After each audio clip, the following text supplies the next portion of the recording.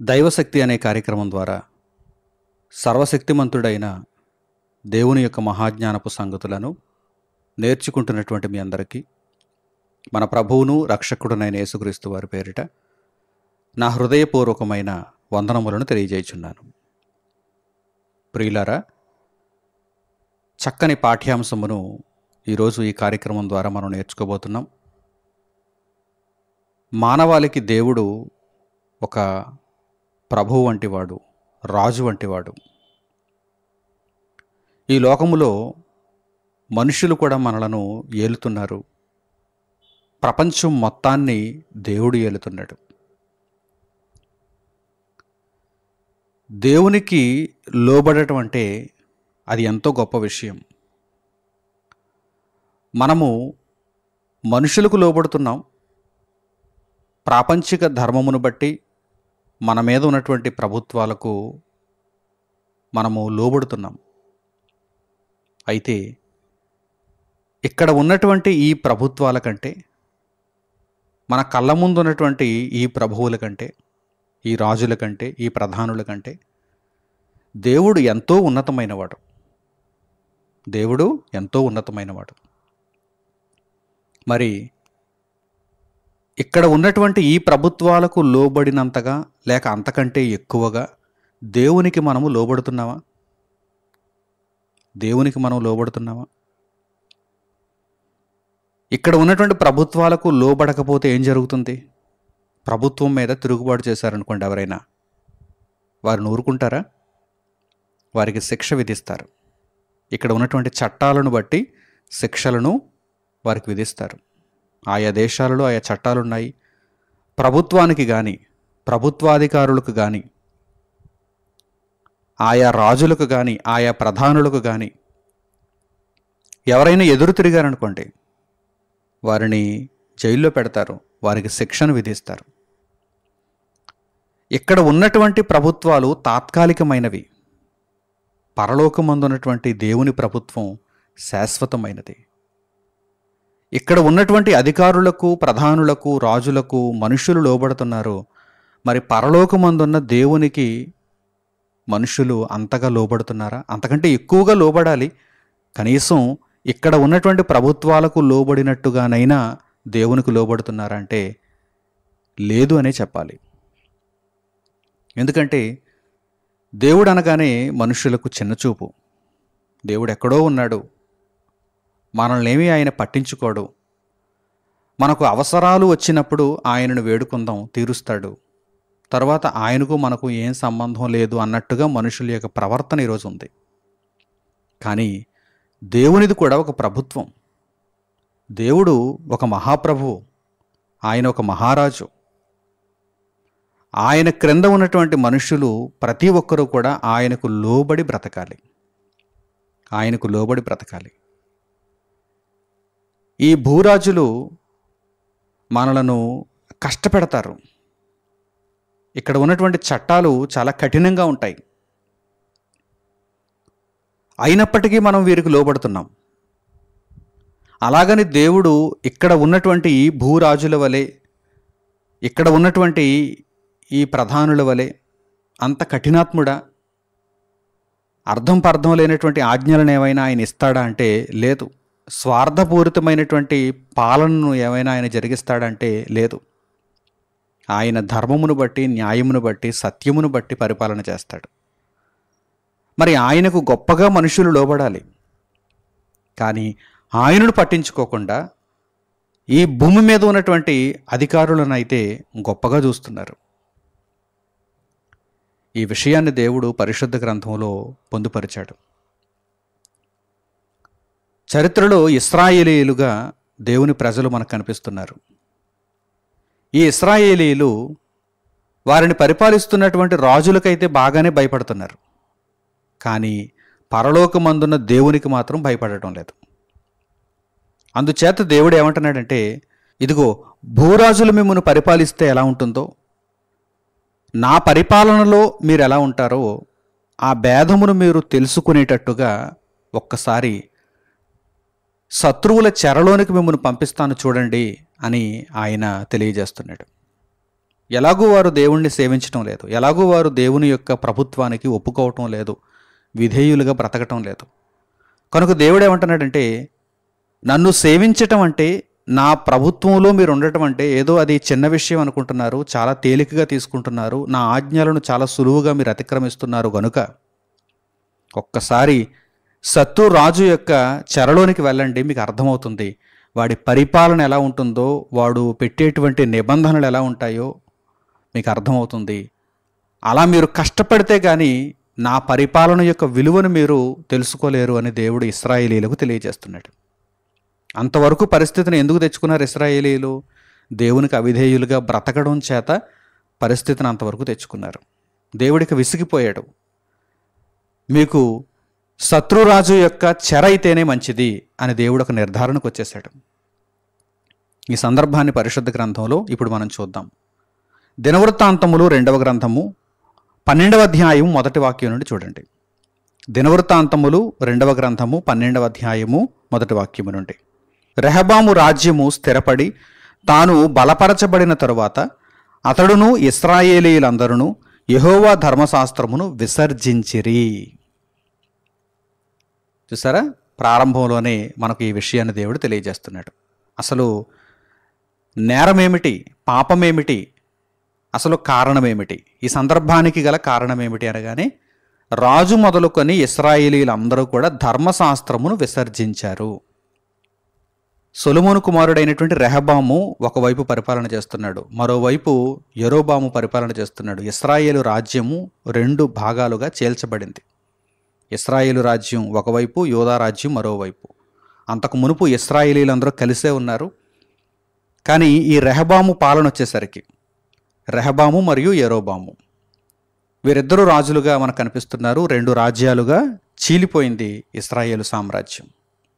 అయితే రెహబాము రాజ్యము స్థిరపడి తాను బలపరచబడిన తరువాత అతడును ఇశ్రాయేలీలందరూ యెహోవా ధర్మశాస్త్రమును విసర్జించిరి. అంటే దేవుని ప్రభుత్వమును నిరాకరిస్తున్నారు, దేవుని ఆజ్ఞలను పాటించటం లేదు. తర్వాత చూడండి, వారు యెహోవా ఎడల ద్రోహము చేసినందున రాజైన రెహబాము యొక్క 5వ సంవత్సరం మందు ఐగుప్తు రాజైన శేషకు 1200 రథములతోనూ 60,000 గుర్రపు రౌతులతోనూ యెరూషలేము మీదకి వచ్చెను.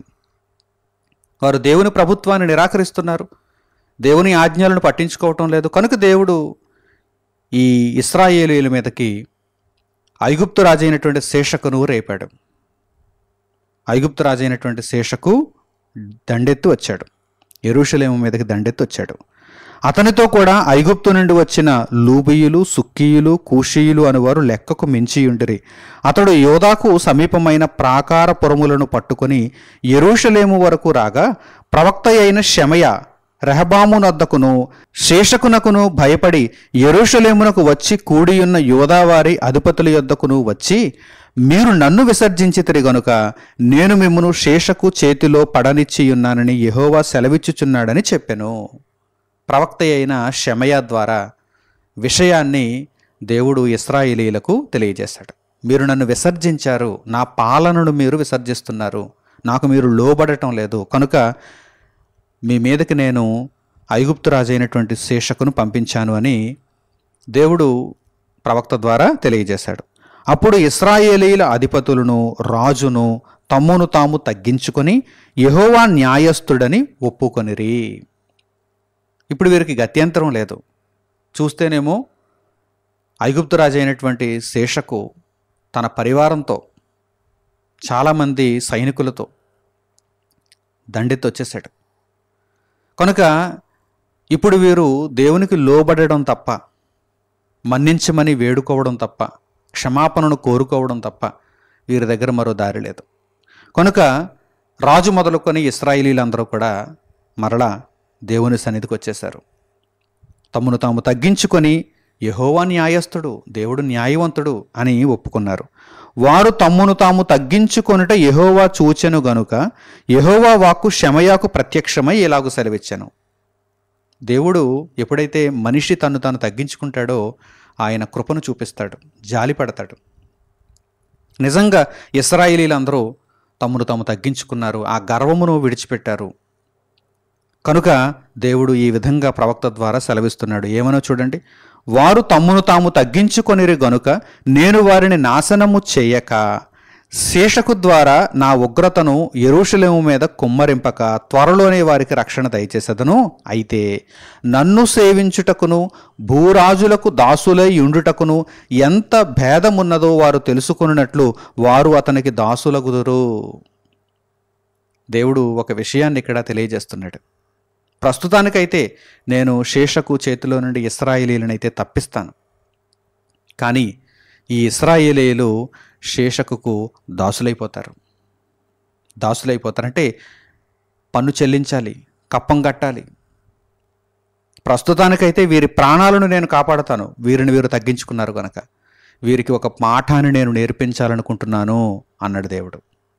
ఏమిటండి ఆ పాఠం? ఏమిటో చూడండి. నన్ను సేవించుటకును, దేవుడు ఏం కోరుకుంటున్నాడు మనుషుల దగ్గర నుండి?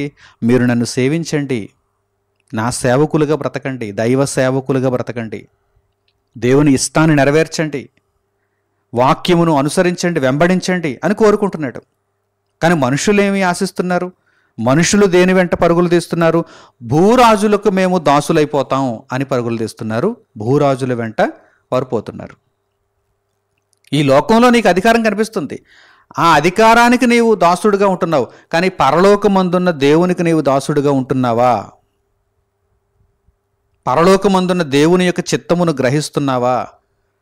ఆయన ఇచ్చిన ఆజ్ఞలను పాటిస్తున్నావా? లేదే. ఆయన విషయంలో నీవు చాలా అజాగ్రత్తగా ఉంటావు, కానీ లోక సంబంధమైనటువంటి ఈ అధికారాల విషయంలో మాత్రం నీవు బహుజాగ్రత్తను తీసుకుంటావు. ఎందుకు ఈ తేడా? ఎందుకు ఈ వ్యత్యాసం? ఆయన శిక్షించడా? ఆయన ఈ విషయాలన్నిటినీ జాగ్రత్తగా పరిశీలించడా? చూడండి, ఇశ్రాయేలీల విషయంలో దేవుడు ఏమని సెలవిస్తున్నాడో చూడండి. నన్ను సేవించుటకును భూరాజులకు దాసులై ఉండుటకును ఎంత భేదమున్నదో మీకు తెలుసా? మీరు తెలుసుకోవాలంటే ఇదిగో ఈ శేషకుకు మీరు దాసులైపోవాలంతే అన్నాడు దేవుడు. చాలా భేదం ఉంది. నన్ను సేవించటం, ఇదిగో భూరాజులకు, భూమి మీద ఉన్నటువంటి ఈ ప్రధానులకు, అధికారులకు మీరు దాస్యం చేయడం ఒక్కటే అనుకోకండి. చాలా భేదం ఉంది, చాలా భేదం ఉంది. నిజంగా మీరు దేవునికి దాసులైతే దేవుడు మిమ్మను ఎలా చూడాలనుకుంటున్నాడో తెలుసా? తన అరచేతిలో చెక్కుకోవాలనుకుంటున్నాడు, చంకనెత్తుకోవాలనుకుంటున్నాడు, కునుకక నిద్రపోక మిమ్మను కాపాడాలి అనుకుంటున్నాడు. నిజంగా మీరు దేవునికి దాసులైతే ఆయన మీ పట్ల చూపించే ప్రేమ ఎంత గొప్పగా ఉంటుందంటే వర్ణనకు అందదు. కానీ మీరు ఎవరికి దాసులుగా ఉండాలని మాత్రమే ఆలోచన చేస్తున్నారు? భూరాజులకు మాత్రమే దాసులుగా ఉండాలని ఆలోచన చేస్తున్నారు. ఇక్కడే తప్పు జరిగింది. మీ దేవుని కొరకు మీరు ఆలోచన చేయటం లేదు, మీ దేవుని చిత్తమును మీరు నెరవేర్చడం లేదు, మీ దేవునికి మీరు భయపడటం లేదు. అక్కడే దేవుని కోపం వస్తుంది.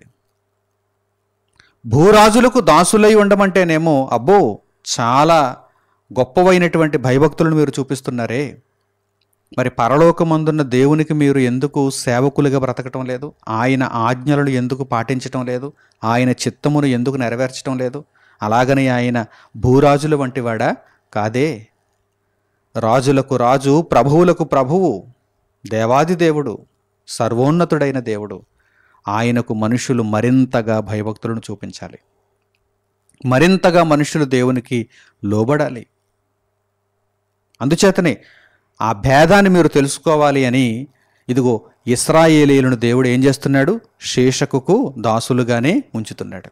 ప్రాణాలనైతే కాపాడాడు, కానీ ఇదిగో మీరు దాసులుగానే ఉండాలి అని దేవుడు అక్కడ సెలవిచ్చాడు. ప్రియులారా, యెషయా గ్రంథంలో వ్రాయబడినటువంటి అద్భుతమైనటువంటి వాక్య భాగాన్ని ఇప్పుడు మనం చూద్దాం. 26వ అధ్యాయము 13వ వాక్యాన్ని మీరు చూడండి.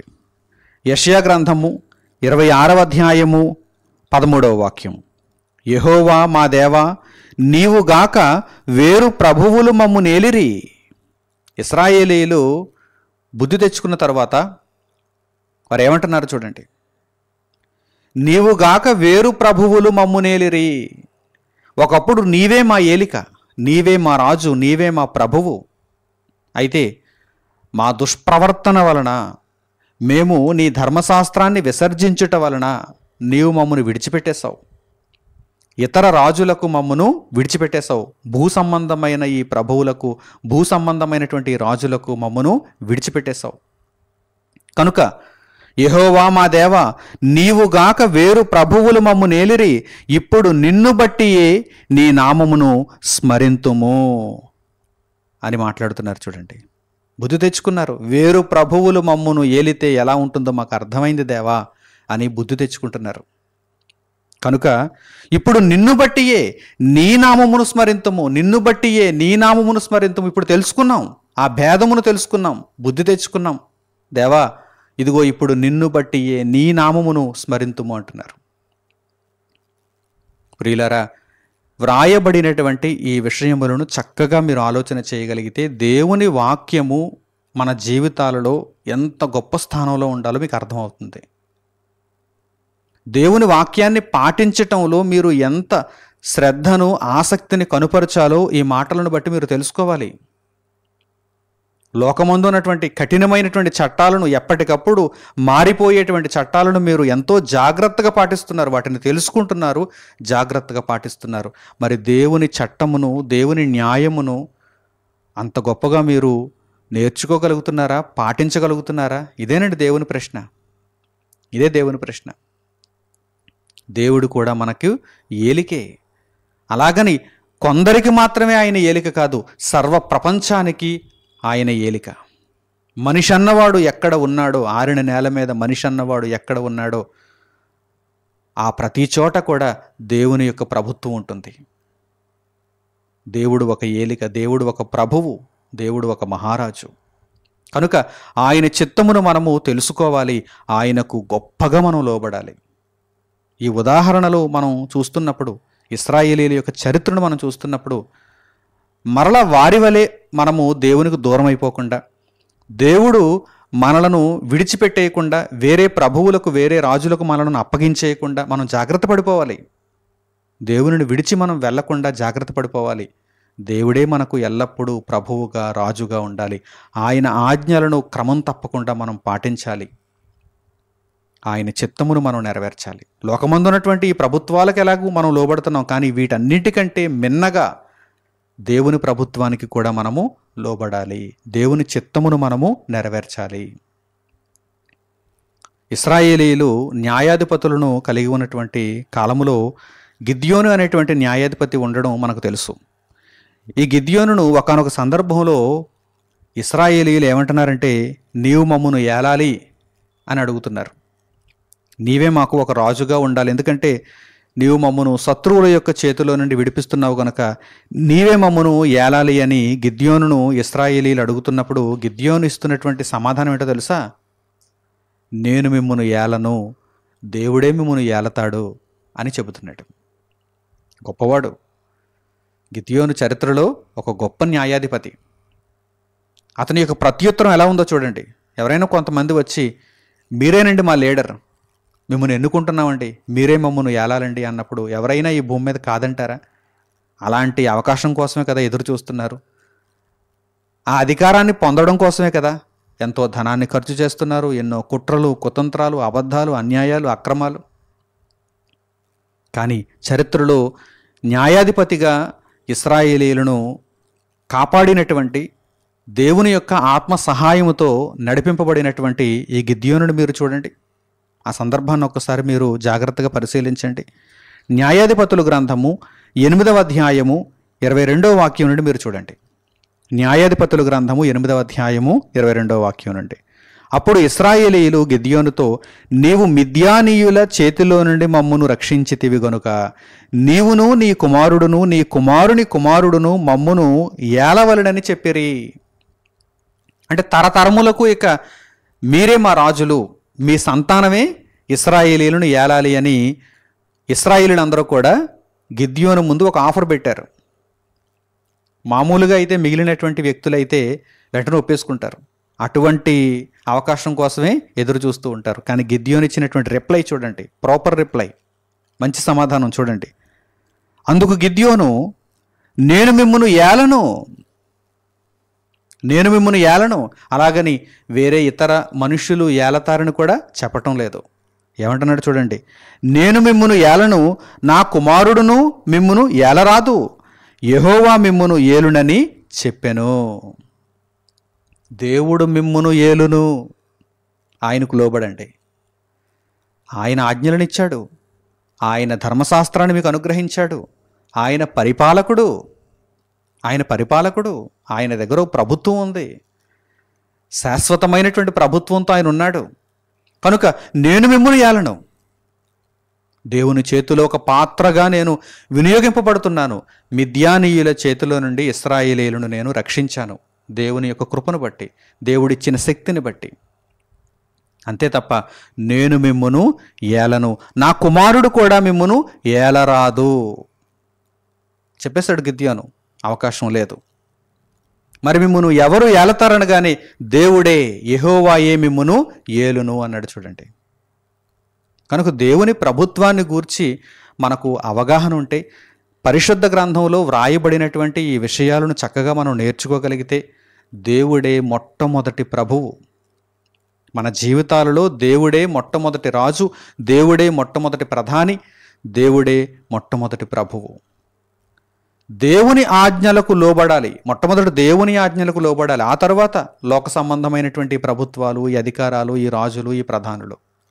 మొట్టమొదట మనం లోబడవలసింది, భయపడవలసింది ఎవరికి? దేవునికి. కానీ ఈరోజు భక్త సమాజం కూడా మొట్టమొదట లోక సంబంధమైనటువంటి రాజులను, ప్రధానులను, ప్రభుత్వాలను చూస్తున్నారు. వారికి మాత్రమే భయపడుతున్నారు, వారికి మాత్రమే లోబడుతున్నారు. మరి దేవుని యొక్క ఆజ్ఞలను పట్టించుకోవటం లేదు. కనుక వీరందరూ కూడా దేవునికి దూరం అయిపోతున్నారు అని మీరు గమనించాలి. మీరైతే అలా దూరం కాకూడదు. దేవుని చిత్తమును ఎరిగిన వారై, దేవుని కొరకు బ్రతికేవారై, దేవుని ఆజ్ఞలకు లోబడుతూ దేవుని ప్రభుత్వాన్ని ఎంతో ఇష్టంగా స్వీకరించిన వారుగా మాత్రమే మీరు కనిపించాలి. అప్పుడే ఆయన యొద్ద నుండి మీకు తగిన ప్రతిఫలము లభిస్తుంది. ఆయన ప్రభుత్వాన్ని పట్టించుకోకుండా ఆయన ఆజ్ఞలను ధిక్కరించినప్పుడు ఆయన కూడా చట్ట ప్రకారం శిక్షను విధిస్తాడు. ఆయన ఆజ్ఞలను అతిక్రమించడమే పాపము. ఆ పాపమునకు జీతము మరణము, నిత్యాగ్ని నరకము. కనుక ఈ విషయములను మనము గ్రహించగలిగితే మొట్టమొదట మనము భయపడవలసినది, లోబడవలసినది దేవునికే. చరిత్రలో మరొక ఉదాహరణ మనం చూడగలిగితే యోధారాజు అయినటువంటి హిజ్కియా మనకు కనిపిస్తున్నాడు. ఈయన కూడా మంచి మనస్సు కలిగిన వాడు. ఈ సందర్భాన్ని గూర్చి ఇక్కడ మనం నేర్చుకోగలం. దినవృత్తాంతములు 2వ గ్రంథము 32వ అధ్యాయము 7వ వాక్యం నుండి మీరు చూడండి. దినవృత్తాంతములు 2వ గ్రంథము 32వ అధ్యాయము 7వ వాక్యం నుండి, మీరు దిగులు పడకుడి, ధైర్యము విడవకుడి, అష్షూరు రాజుకైనను అతనితో కూడానున్న సైన్యం అంతటికైనను మీరు భయపడవద్దు, విస్మయమందవద్దు.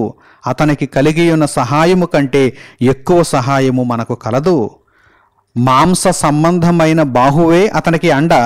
మనకు సహాయము చేయుటకును మన యుద్ధములను జరిగించుటకును మన దేవుడైన యెహోవా మనకు తోడుగా ఉన్నాడని చెప్పగా, జనులు యోధారాజైన హిజ్కియా చెప్పిన మాటలయందు నమ్మికయుంచిరి. ఎంత చక్కని రాజు చూడండి. భూమి మీద ఇశ్రాయేలులకు ఒక రాజుగా అయితే ఉన్నాడు హిజ్కియా, కానీ గర్వంతో అయితే లేడు. నేనే మీ రాజును, ఇక మీకు వేరే రాజు లేడు, వేరే ప్రభువు లేడు అని మాత్రం హిజ్కియా చెప్పటం లేదు. మనకు ప్రభువు పరలోకమందున్న దేవుడు అని తెలియజేస్తున్నాడు. మనకు రాజు పరలోకమందున్న దేవుడు అని ఈ రాజు తెలియజేస్తున్నాడు. అష్షూరు రాజు అయినటువంటి ఆ సన్హెరీబుకు మీరు భయపడకండి అని ఇశ్రాయేలీయులకు ధైర్యం చెబుతున్నాడు. వాడి అండ ఏమిటి? వాడికి ఉన్నటువంటి సహాయం ఏమిటి? మాంస సంబంధమైనటువంటి బాహువు. మరి మనకు ఉన్నటువంటి అండ ఏమిటి? మన వెనక ఉన్నటువంటి మహాశక్తి ఎవరు? ప్రపంచాన్నే కలిగించినటువంటి మహాదేవుడు, పరలోకమందున్న దేవుడు.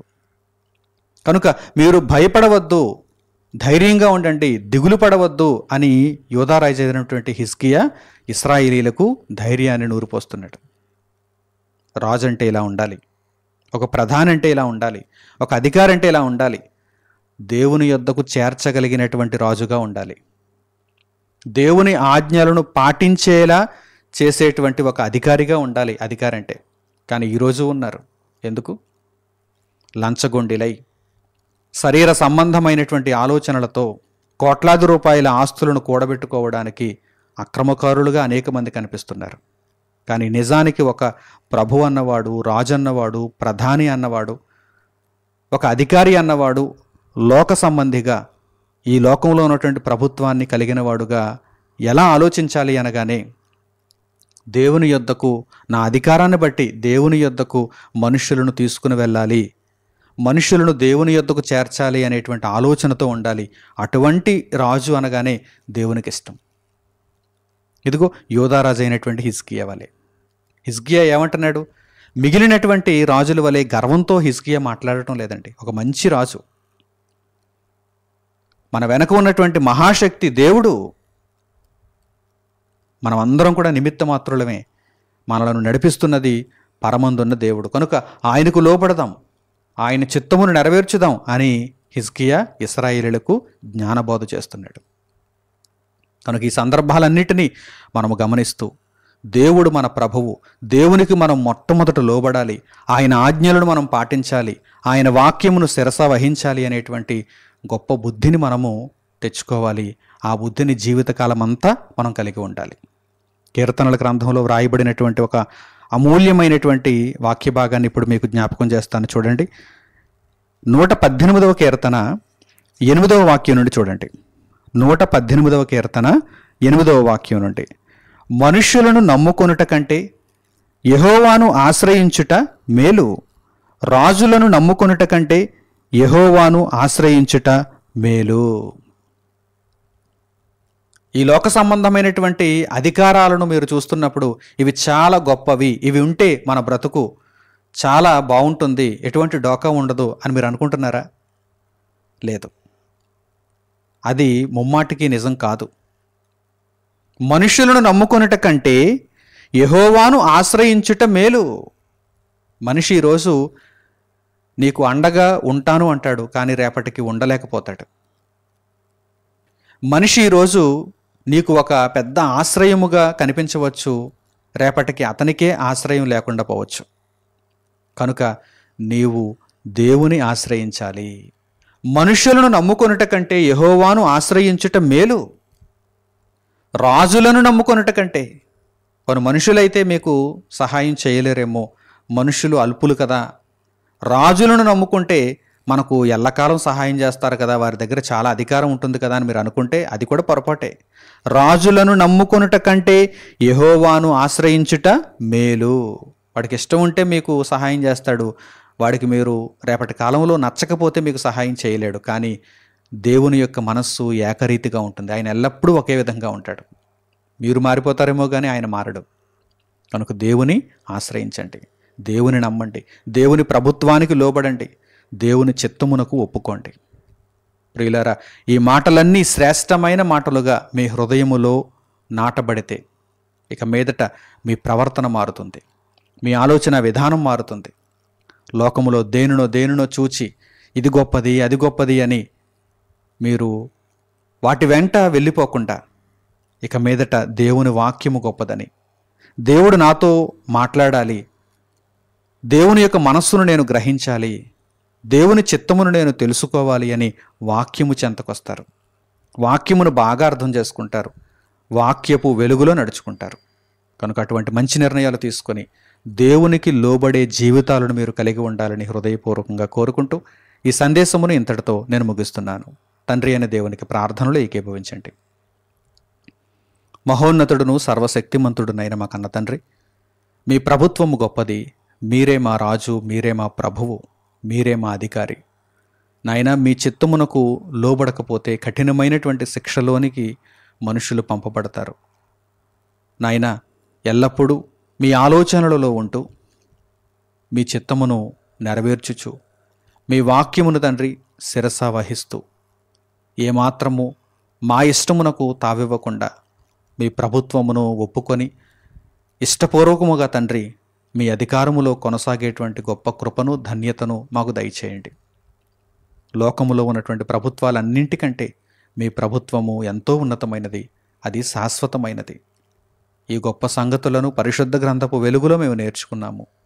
మా జీవితకాలం అంతయు మీ అధికారములో మేము కొనసాగటానికి నాయన మీ చిత్తమునకు ఒప్పుకుంటూ మీరు సంకల్పించిన దానిని నెరవేర్చుతూ తుది శ్వాస వరకు మీరే మా ప్రభువుగా, మీరే మమ్మను ఏలువారుగా మేము బ్రతకటానికి సహాయమునిమ్మని మిమ్మను అర్థిస్తూ మా ప్రార్థన మనవులను మా ప్రభువును మీ ప్రియకుమారుడును త్వరలో తిరిగి రానయ్యున్న యేసుక్రీస్తు వారి పేరిట మిమ్మను అడుగుచున్నాము తండ్రి.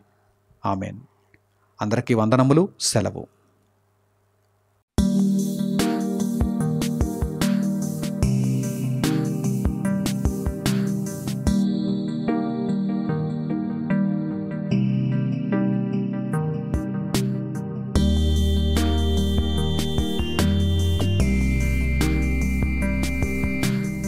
సహోదరులు మణికుమార్ గారు ప్రసంగించిన ఎన్నో ఆత్మ సంబంధమైన సంగతులను ఉచితంగా వీక్షించుటకు మా యూట్యూబ్ ఛానల్స్ను తప్పక దర్శించండి. మా సమాచారమును ఎప్పటికప్పుడు తెలుసుకుని ఆత్మీయ అభివృద్ధిని అందవలనంటే మా యూట్యూబ్ ఛానల్స్ను సబ్స్క్రైబ్ చేసుకోండి. సత్వర నోటిఫికేషన్ కొరకు సబ్స్క్రైబ్ బటన్ ప్రక్కన ఉన్న బెల్ సింబల్ను క్లిక్ చేయండి. మరిన్ని వివరాలకు మీరు సంప్రదించవలసిన మా ఫోన్ నంబర్స్ 8978414178 మరియు 8333927666. ధన్యవాదములు.